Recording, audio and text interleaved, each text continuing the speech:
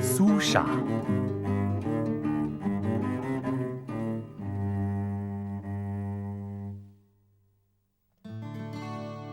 从前，村子里住着一个有钱的萨克森地主，他的谷仓、地库、阁楼都装满各种好东西。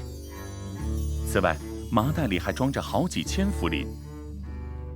但是他有一个疯疯癫癫、呆头呆脑、好吃懒做的妻子，他简直一无是处。去看看邻居的太太在干什么，她干什么你就照着干。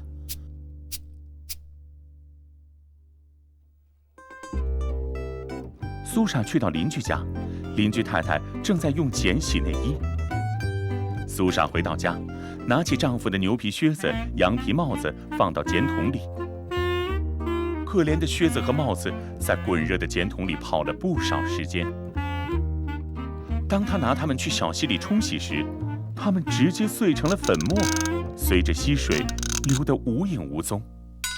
丈夫回家问道：“你这个苏傻，你干了什么？”苏傻告诉她干了什么。可怜的丈夫把她一顿揍，让她以后好好学学邻居太太。第二天，邻居太太在水桶里做猪食。苏傻看到后，立马跑回家，拿了10袋大麦粉倒进了井里。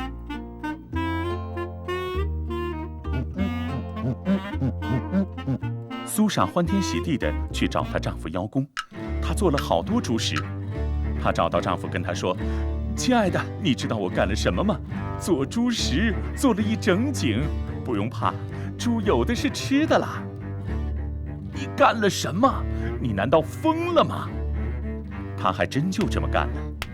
苏傻被打得头破血流，丈夫说，如果她再干一次这种蠢事，就要揍得她终身难忘。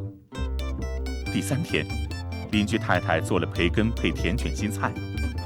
苏傻回到家，拿了一块培根切成小块，拿到院子里放到卷心菜上面。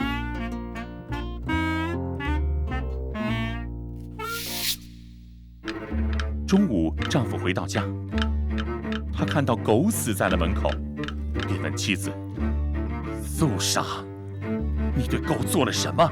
狗怎么死了？”这只狗偷吃了我放在院子里的培根，然后撑死了。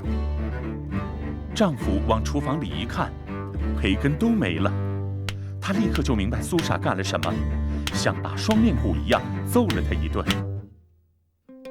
丈夫将所有钱装进牛皮袋，接着把牛皮袋藏到床下。他没有告诉妻子，因为怕她弄丢。他对妻子说，那是一个小鬼，如果再干傻事，就让小鬼吃了他。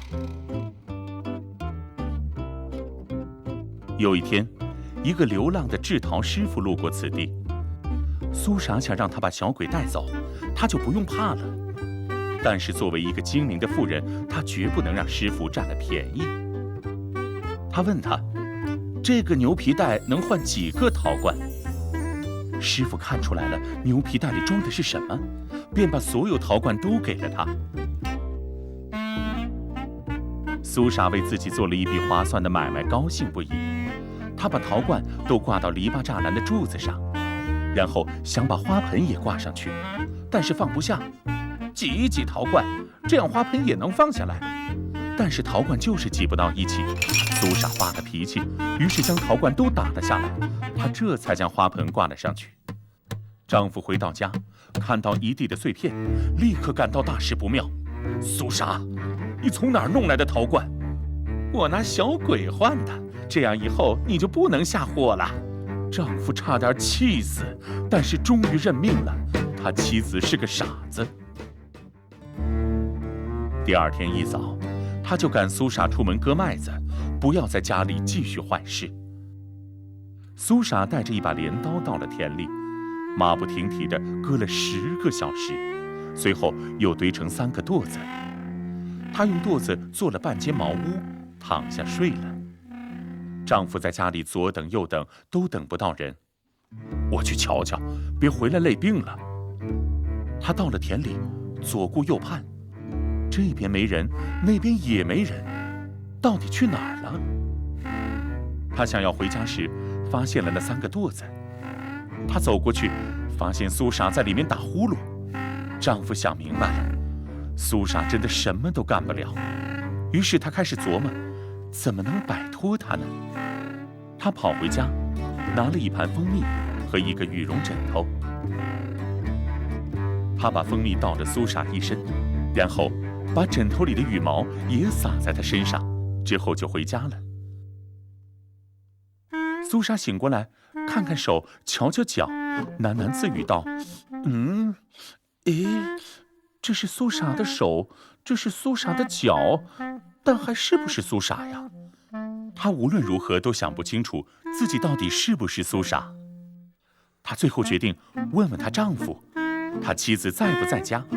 如果她说在家，那她就不是苏傻；如果不在家，那她肯定就是苏傻。她到门口大喊道：“听到了吗？亚诺什大叔，你妻子在哪儿呢？”“在家呢，在家呢。”“怎么了？”如此，苏傻便断定她不是苏傻。那她到底是谁呢？她绞尽脑汁也想不明白。最后，她真的疯了，跑得无影无踪。